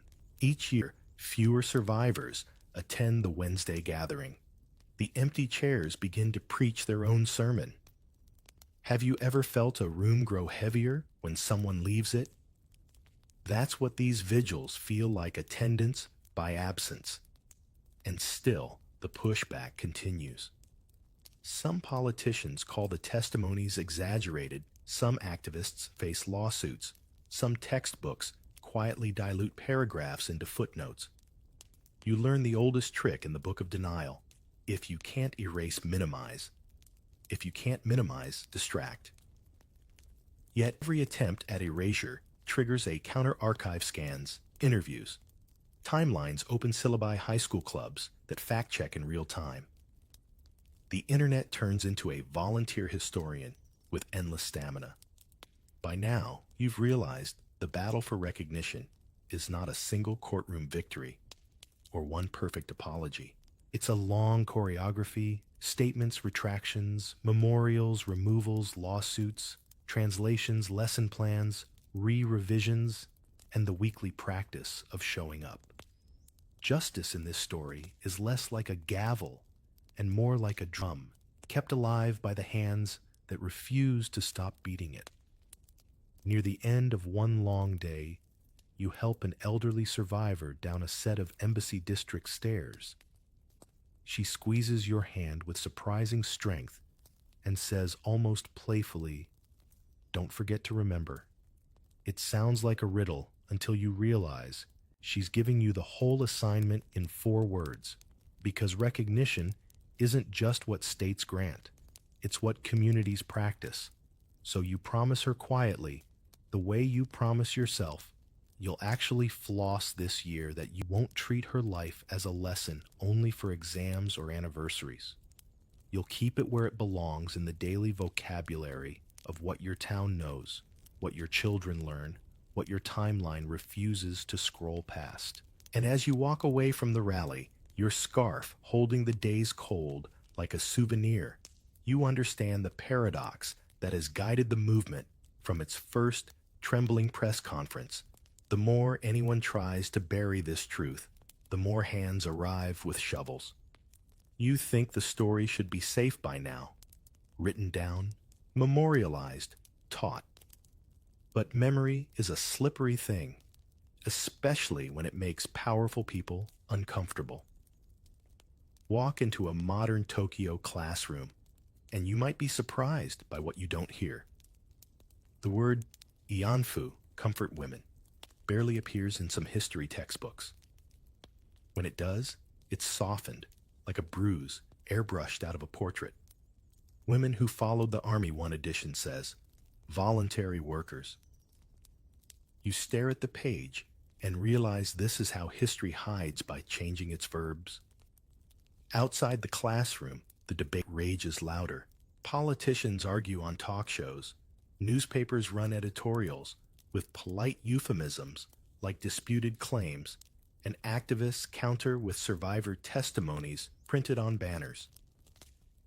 It's strange watching a moral issue treated like a popularity poll. You'd think empathy wouldn't need fact-checking, but apparently it does. In the 1990s, as survivor movements grow stronger, Japanese nationalist groups begin pushing back harder. They call the women liars, foreign propaganda tools, even traitors to Japan. You read one of their pamphlets. It's slick, full of pseudo-academic citations and cheerful denial. The tone feels eerily familiar, like the corporate PR you'd read after a scandal. We acknowledge concerns but deny wrongdoing. It's not just gaslighting, it's policy. Then come the textbook lawsuits. Scholars and teachers who include details about the comfort women find themselves under pressure. Some books pulled, others revised. In 2001, a major publisher quietly deletes the term altogether after political complaints. The women's voices, recorded, documented, verified, become allegations again. It's almost impressive the way bureaucracy can unlearn compassion with such precision. And yet outside those classrooms, the truth refuses to fade. Activists keep showing up at city halls, universities, and art galleries. Artists sculpt bronze statues of the Peace Girl, a barefoot young woman sitting calmly in a chair, an empty seat beside her, for the ones who can't be there. The first statue stands in front of the Japanese embassy in Seoul, installed in 2011. It looks gentle, but make no mistake, it's defiance cast in metal. Japan's diplomats call the statues diplomatic irritants. Others call them sacred ground. People lay flowers, fold paper cranes, and hold vigils there. Sometimes the statues are vandalized or removed only to reappear somewhere else. San Francisco, Berlin, Sydney, even Glendale, California.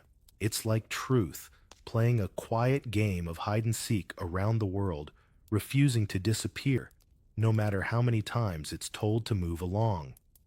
You watch politicians argue over words again. One prime minister calls the women victims of wartime tragedy. Another insists there's no evidence of coercion. You can almost hear the rhetorical gymnastics, each phrase engineered to sound sympathetic, but legally safe. Meanwhile, survivors, now frail and soft-spoken, hold up photographs of their younger selves and ask the simplest question imaginable. If not us, then who were they? In one television interview, an elderly survivor from Taiwan smiles gently and says, "I'm not angry. I'm just waiting for honesty." It's such a small request that it makes your chest ache, because honesty shouldn't have to wait 80 years. And then, as if on cue, the internet era explodes. Hashtags, forums, and documentaries begin flooding the digital world with testimonies and scanned archives. Denial suddenly looks outdated next to digitized evidence, military contracts, transport logs, official correspondence. The same tools once used to spread propaganda now become instruments of preservation. A Korean university student starts a website compiling survivor interviews. Within months, it's translated into 5 languages. A Japanese teenager, after visiting a peace museum, posts a viral video explaining what her textbook didn't. You realize truth has found a Wi-Fi connection, and that's one revolution nobody budgeted for. Still, the denial persists. In 2014, a major Japanese newspaper retracts a series of old articles that confirmed military coercion, claiming verification issues. Nationalists celebrate it as vindication, even though independent historians reaffirm the evidence. You almost have to admire how denial like bamboo bends, but never quite breaks. Even outside Japan, revisionism has its fans. In 2017, you see debates in American cities over removing statues due to diplomatic pressure. Petitions appear, counter-petitions too. Every argument feels familiar: heritage versus memory, shame versus healing, silence versus accountability. And the quiet irony: every time someone tries to erase the past, it ends up trending instead. If you zoom out, you start to see the pattern. Truth advances, denial retreats, then rebrands itself and returns. But slowly, inevitably, the survivor's side grows stronger. Museums are built, documentaries win awards, school programs expand. A teacher in Osaka sneaks survivor letters into her history lessons, saying, "If the book won't tell it, I will." In Seoul, a young artist installs hundreds of tiny bronze shoes in a public park, each one for a name never recorded. In their stillness, they speak louder than any protest chant, and yet the tension remains. Modern Japan is proud of its pacifism, its democracy, its art and technology, and rightfully so. But shadows don't disappear just because the lights are brighter. That's what makes this story so complex. An entire nation caught between pride and remorse, heritage and humanity. You walk through Yasukuni Shrine where soldiers' names are honored, and you notice something missing: no plaques for the women who never came home. The air feels still reverent and uncomfortably selective. You leave a single yellow flower by the gate anyway. Maybe no one else will notice, but symbols don't need audiences, they just need witnesses. And you realize denial doesn't just try to rewrite history, it tries to exhaust it, to make people stop caring. But history inconveniently doesn't tire as easily as politicians hope. It waits quietly for the next person willing to look closer. So you promise yourself, standing under the dim glow of Tokyo's streetlights, that you'll keep looking. Because if forgetting is the final victory of those who caused the pain, then remembering, simply remembering, is how the world fights back. What if I told you some stories never die, no matter how carefully they're buried? You see it in the bronze statues, the empty chairs, the wrinkled hands that still tremble when microphones are passed their way. You see it in Seoul, where every Wednesday, yes, still survivors and students gather outside the Japanese embassy, holding banners that flutter like stubborn prayers.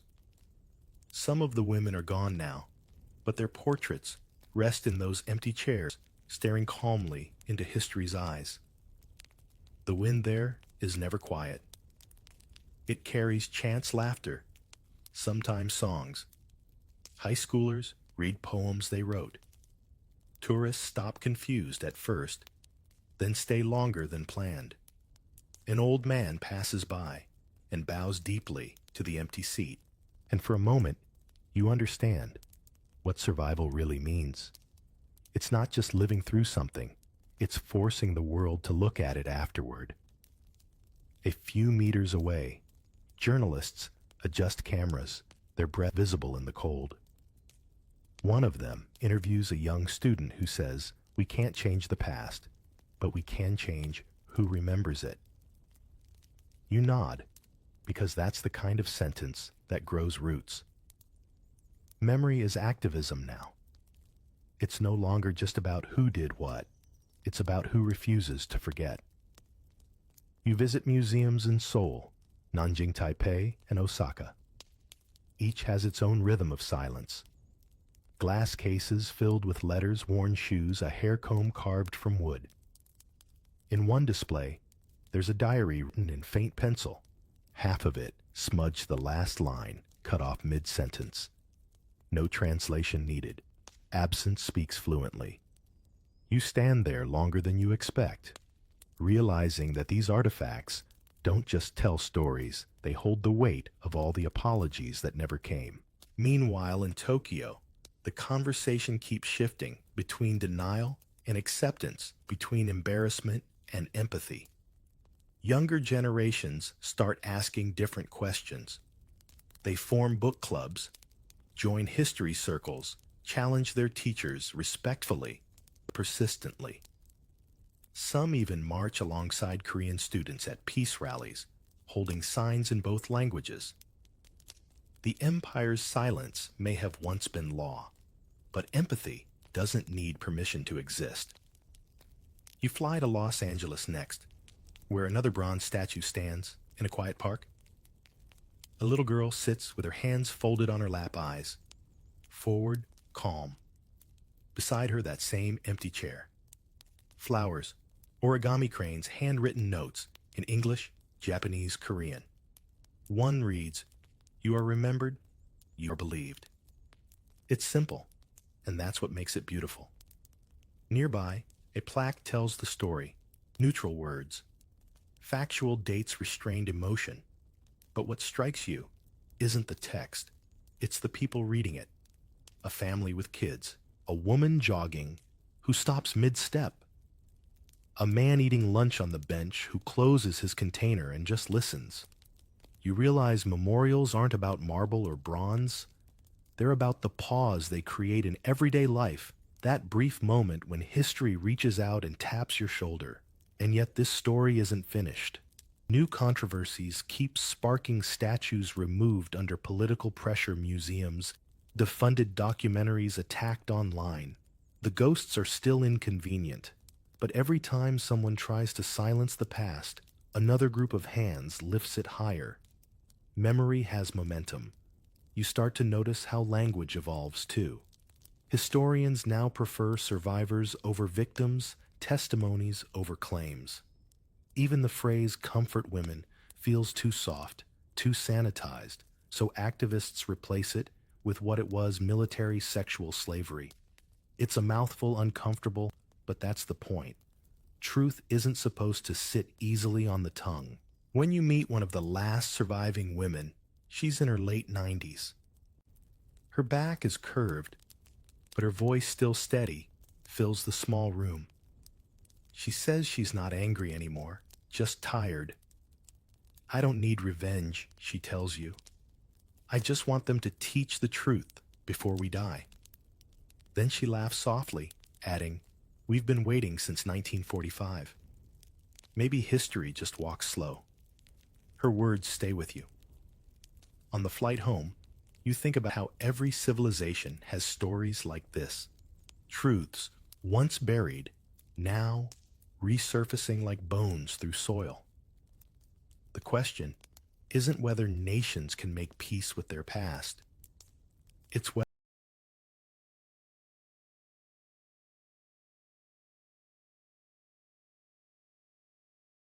they can tell the truth about it out loud. And maybe that's the hardest part, accepting that history isn't about villains and heroes, but about choices. Japan's story doesn't end in shame. It ends in whether it learns to listen.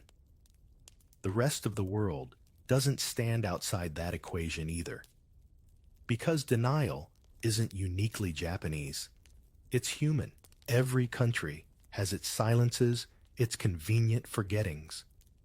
We all choose every day what kind of ancestors we'll be. You think about the survivors again.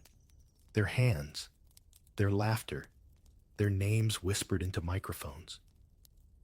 You think about how they spent decades shouting into a world that didn't want to hear.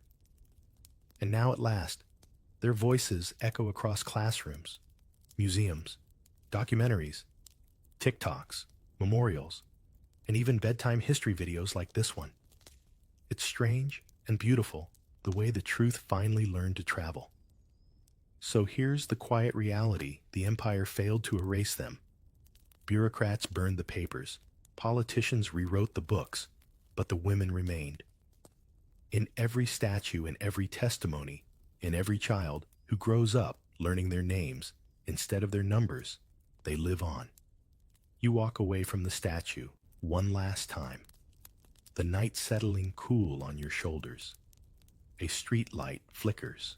Somewhere, a busker strums a soft melody that sounds like the lullaby Kim Hak-sun once hummed in the dark. You stop, close your eyes, and listen. The war is long over, but the song remains. And maybe that's the best kind of justice the world can offer: the promise they will never vanish again, not into silence, not into paperwork, not into polite denial. The truth finally belongs to them. As the lights dim and your mind drifts, remember them, not as ghosts of sorrow, but as voices that outlived empires. Their pain became history. Their silence became truth. And their memory now rests in your gentle breathing. Let the past fade softly, like waves against a quiet shore. Sleep peacefully. They are finally heard.